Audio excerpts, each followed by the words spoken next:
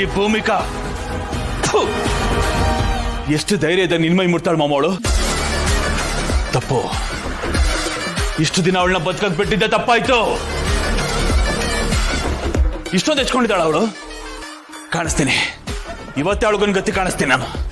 ಜೈ ಎಲ್ಲಿಗೆ ಹೋಗ್ತಾ ಇದೀಯಾ? ಇನ್ನೆಲ್ಲಿಗೆ ಹೋಗ್ಲಿ ಮಾಮ್? ಮನೆಗೆ ಹೋಗ್ತಾ ಇದ್ದೀನಿ.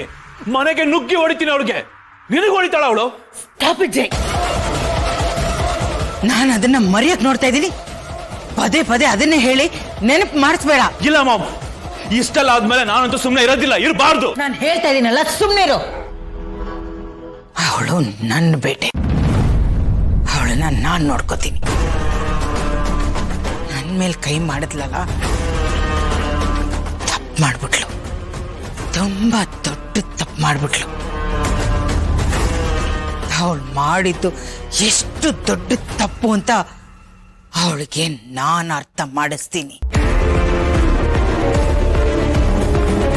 ಇಲ್ಲಿ ತನಕ ಅವಳ ಮಗು ಮೇಲೆ ಮಾತ್ರ ಕಣ್ಣಿತ್ತು. ಆದ್ರೆ ಈಗ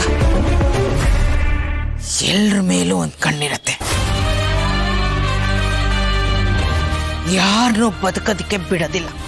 ಹಾಗೆ ಆಗ್ಬೇಕು ಮಾಮ, ಹಾಗೆ ಆಗ್ಬೇಕು. ಯಾರೊಬ್ರು ಜೀವ ಸಹಿತ ಉಳಿಸ್ಬಾರ್ದು ನಾವು. ನನ್ನ ಮುಂದೆನೆ ಗೌತಮ್ನ ಕೂರಿಸ್ಕೊಂಡು ಒಳ್ಳೆ ಅವಳ ತರ ಡ್ರಾಮಾ ಮಾಡ್ತಿದ್ದಾಳೆ. ನಾನು ಆಡಿರೋ ನಾಟಕನ ನನ್ನ ಮುಂದೆನೆ ಆಡ್ತಿದ್ದಾಳೆ. ಆಡ್ಲಿ ಆಡ್ಲಿ. ಆಟಕ್ಕೆ ಈಗೊಂದು ಕಳೆ ಬರ್ತಾ ಇದೆ. ಫಸ್ಟು ಆ ಮಗು ಕತೆ ಮುಗಿಸ್ತೀನಿ, ಆಮೇಲೆ ಅವಳು, ಅದಾದ್ಮೇಲೆ ಆ ಭಾಗ್ಯನ್ ಕತೆ ಮುಗಿಸ್ತೀನಿ. ಗೌತಮ್ನೂ ಬಿಡಲ್ಲ, ಸಾಲಾಗಿ ಎಲ್ಲರೂ ಮುಗಿಸ್ತೀನಿ.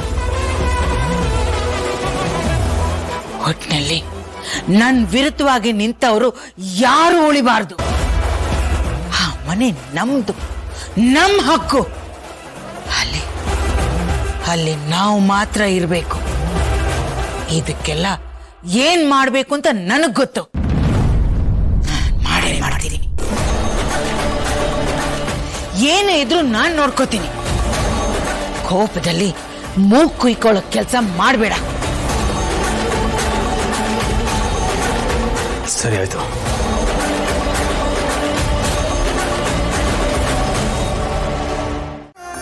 ಗೆಳೆಯ, ಎಕ್ಸಾಮ್ ಬರೆದು ರಿಸಲ್ಟ್ ವೇಟ್ ಮಾಡ್ತಾ ಇರೋ ತರ ಇದೆ ಅಲ್ಲ? ನನಗೆ ಹೊಟ್ಟೆಲ್ ಒಂಥರ ಚಿಟ್ಟೆ ಬಿಟ್ಟಂಗೆ ಆಗ್ತದೆ ಕಣ. ಆ ಥರನೇ ಆಗ್ಬೇಕು. ಮನೆಗೆ ಮಹಾಲಕ್ಷ್ಮಿ ಬರ್ತಾ ಇದ್ದಾಳಪ್ಪ. ಮನೇಲಿ ಇವತ್ತು ಹಬ್ಬದ ವಾತಾವರಣ. ಯುಗಾದಿ, ದೀಪಾವಳಿ, ದಸರಾ ಎಲ್ಲ ಇವತ್ತೇ.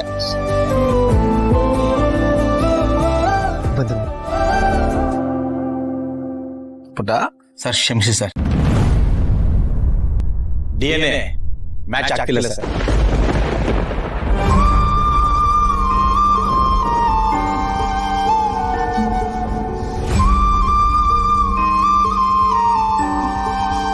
ಈ ಮಗು ನಿಮ್ದಲ್ಲ ಸರ್.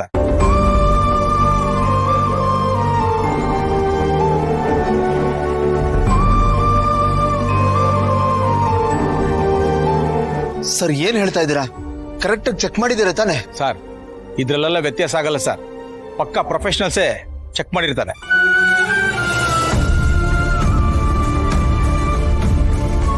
ಈ ಮಗು ಇವ್ರದಲ್ಲ ಸರ್.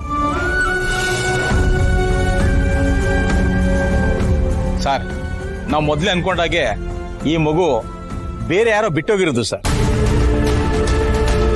ರಿಪೋರ್ಟ್ ಬೇಕಾದ್ರೆ ನೋಡಿ ಸರ್.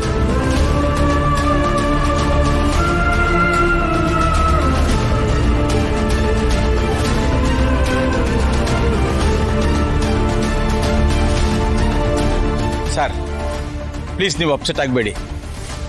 ನಿಮ್ಮ ಮಗು ಎಲ್ಲಿದೆ ಅಂತ ನಾವು ಹುಡ್ಕೋಣ. ನಿಮ್ಮ ಮಗು ಸಿಕ್ಕೇ ಸಿಗುತ್ತೆ ಸರ್. ಹೌದು ಗೆಳೆಯ, ಬೇಜಾರು ಮಾಡ್ಕೋಬೇಡ ಕಣ. ಮಗು ಸಿಗುತ್ತೆ ಅನ್ನೋ ಸಂತೋಷದಲ್ಲಿದ್ದೆ. ಹೀಗಾಯ್ತಲ್ಲ ಅಂತ ಬೇಜಾರಾಗೋದು ಸಹಜನೇ. ಆದ್ರೂ ಧೃತಿಗಡ್ಬೇಡಪ್ಪ. ಖಂಡಿತ ಮಗು ಸಿಕ್ಕೇ ಸಿಗುತ್ತೆ ಕಣ. ಮನ್ಸು ಕಚ್ಕೋಬೇಡ ಪ್ಲೀಸ್. ಇಲ್ಲಿ ಬಿಡ, 10ರಲ್ಲಿ 11 ಈ ತರ ನಿರಾಸೆ ನೋವು ಇದನ್ನು ಹೊಸ್ತಲ್ವಲ್ಲ. ನೋಡಿಮ್ಮ, ಆ ಮಗುಗೆ ಲೈಫ್ ಟೈಮ್ ಏನೇನ್ ಬೇಕೋ, ಏನೇನ್ ಖರ್ಚಾಗತ್ತೋ ಅದೆಲ್ಲ ನಾನು ಕೊಡ್ತೀನಿ. ಅದು ನನ್ನ ಮಗು ಅಲ್ದೇ ಇರ್ಬೋದು, ಆದ್ರೆ ಅದಕ್ಕೊಂದು ಒಳ್ಳೆ ಭವಿಷ್ಯ ಬೇಕಾಗಿದೆ. ಅದಕ್ಕೆ ನಾನ್ ಜವಾಬ್ದಾರಿ. ಎಷ್ಟೇ ಖರ್ಚು ವೆಚ್ಚ ಆದ್ರೂ ನಾನು ನೋಡ್ಕೋತೀನಿ. Thanks sir. ನಿಮ್ಮಂಥವ್ರಿಗೆ ಆ ದೇವ್ರು ಮೋಸ ಮಾಡಲ್ಲ. ನಿಮ್ಮ ಮಗು ನಿಮ್ಗೆ ಸಿಗುತ್ತೆ. ಮಗು ಒಳಗಡೆ ಕರ್ಕೊಂಡೋಗಿಮ್ಮ. ಸರ್ ಫೈಲ್ ಕೊಟ್ರೆ ನಾನು ನೋಡ್ತೀನಿ. Thank you sir. Thank you.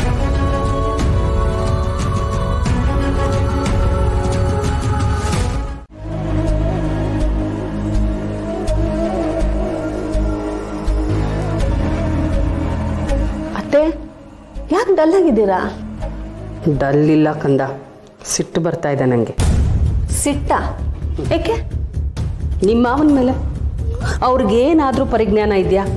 ಒಂದು ಮೊಮ್ಮಗು ಹುಟ್ಟಿದೆ, ಅದನ್ನ ನೋಡಬೇಕು, ಅದನ್ನ ಮುದ್ದು ಮಾಡಬೇಕು, ಅದ್ರ ಜೊತೆ ಟೈಮ್ ಸ್ಪೆಂಡ್ ಮಾಡಬೇಕು ಅಂತ ಎಲ್ಲವನ್ನು ಮರ್ತ್ಬಿಟ್ಟು ಇಷ್ಟು ದಿವಸ ಅದೇನೋ ಕನ್ನಡ ಸಮ್ಮೇಳನ ಅಂತ ಹೋಗಿದ್ರು. ಈಗ ನೋಡಿದ್ರೆ ಅದೇನೋ ಶಿಲಾ ಅಧ್ಯಯನ ಅಂತೆ. ಒಂದಾದ್ಮೇಲೆ ಒಂದು ಹೀಗೆ. ಮಲೆನಲ್ಲಿ ಹೆಂಡತಿ ಇದ್ದಾಳೆ, ಮಕ್ಕಳಿದ್ದಾರೆ, ಅವ್ರನ್ನ ನೋಡಬೇಕು, ಇದ್ಯಾವುದೂ ಅನ್ಸೋದೇ ಇಲ್ವಾ ಮನುಷ್ಯಂಗೆ? ಛೇ, ಮೊದಲಿಂದಾನು ಹೀಗೆ 3-4 ತಿಂಗಳು ಹೋಗ್ಬಿಡೋದು, ಅವ್ರ ಲೋಕದಲ್ಲಿ ಅವ್ರು ಇರ್ತಾರೆ. ಸಿಟ್ಟು ಬರುತ್ತಾ ಇಲ್ವಾ ಹೇಳು? ಪಾಪ ಅತ್ತೆ ಮಾವ, ಯಾಕೆ ಅವ್ರನ್ನ ಅಷ್ಟೊಂದು ಬೈತಾ ಇದ್ದೀರಾ? ಅವ್ರಿಗೆ ಕನ್ನಡ ಅಂದರೆ ಎಷ್ಟಿಷ್ಟ ಅಂತ ನಿಮಗೆ ಗೊತ್ತಲ್ವಾ? ಕನ್ನಡನೂ ಹೆಂಡತಿ ಮಕ್ಕಳಷ್ಟೇ ಇಂಪಾರ್ಟೆಂಟ್. ಪಾಪ ಅವ್ರಿಗೂ ಇರುತ್ತೆ ಮೊಮ್ಮಗನೆಲ್ಲ ನೋಡಬೇಕು, ಅವನ ಜೊತೆ ಆಟ ಆಡಬೇಕು ಅಂತ. ಬಟ್ ಬರೋಕ್ಕಾಗ್ತಿಲ್ಲ ಅಷ್ಟೆ. ಆ್ಯಕ್ಚುಲಿ ನಿಜ ಹೇಳಿ, ಮೊಮ್ಮಗು ನೋಡೋಕೆ ಬಂದಿಲ್ಲ ಅಂತ ನಿಮಗೆ ಕೋಪನಾ, ಅಥವಾ ಇಷ್ಟು ದಿನ ಆದರೂ ನಿಮ್ಮ ಜೊತೆ ಇಲ್ಲ ಅಂತ ಕೋಪನಾ? ನನಗೆ ಗೊತ್ತು ಅತ್ತೆ, ನಿಮಗೆ ಮಾವನ ಮೇಲೆ ಎಷ್ಟು ಪ್ರೀತಿ ಇದೆ ಅಂತ. ಅದಕ್ಕೆ ಅವ್ರನ್ನ ಬಿಟ್ಟಿರೋಕ್ಕಾಗಲ್ಲ ನಿಮಗೆ, ಅದನ್ನ ಒಪ್ಕೊಳ್ಳಿ. ಅದೊಂದೇ ಅಲ್ಲ ಮಹಿಮಾ, ಬೇರೆ ಕಾರಣಗಳು ಇರುತ್ತಲ್ಲೇನೆ. ಆಹಾ, ನೋಡಿದ್ರಾ ನಿಜ ಹೇಗೆ ಹೊರಗೆ ಬಂತು ಅಂತ? ಅವ್ರು ಮುಂದೆನೇ ಇದ್ರೆ ಯಾವಾಗಲೂ ಬೈತಾ ಇರ್ತೀರಾ, ಕಾಲು ಎಳಿತಾ ಇರ್ತೀರಾ. ಅದೇ ಅವ್ರಿಲ್ಲ ಅಂದ್ರೆ ಎಷ್ಟು ಮಿಸ್ ಮಾಡ್ಕೊಳ್ತೀರಾ ಅಲ್ವಾ? ಒಳ್ಳೆ ಜೋಡಿ ನಿಮ್ದು. ಸೂಪರ್ ಜೋಡಿ ಆಗಿರೋದಕ್ಕೆ ಇಷ್ಟು ವರ್ಷ ಸಂಸಾರ ಮಾಡ್ಕೊಂಡು ಬಂದಿರೋದು.